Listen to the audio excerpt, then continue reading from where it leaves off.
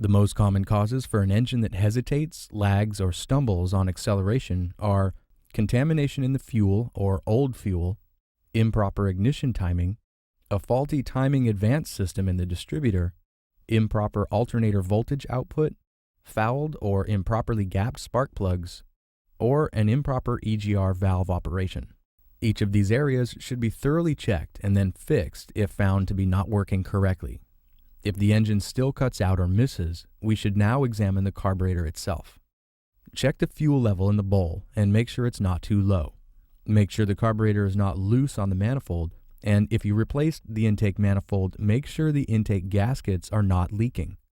Look for other vacuum leaks, and then use a vacuum gauge to check your intake manifold vacuum pressure and verify that you have the correct size power valve inside the carburetor.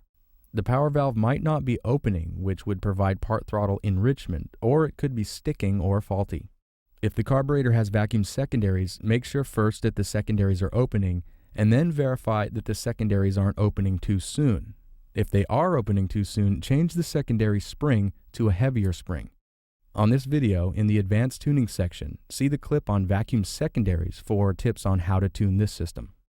An off-idle flat spot can be caused if the throttle blades are advanced too far by the curb idle screw, uncovering too much of the idle transfer slots. This unknowingly happens when the curb idle screw is adjusted while you're trying to get the engine to idle sufficiently with a radical camshaft, or if you're trying to compensate for an unknown vacuum leak. The only way to completely verify this is to remove the carburetor and inspect it. In the advanced tuning section, see the clip titled Secondary Idle Speed Screw for tips on how to fix this issue. Most hesitations, lags, or stumbles can be fixed by correctly sizing the accelerator pump discharge nozzle to the application. If the hesitation is immediate during acceleration, causing the engine to fall on its face and then it takes off, the pump discharge nozzle is too small.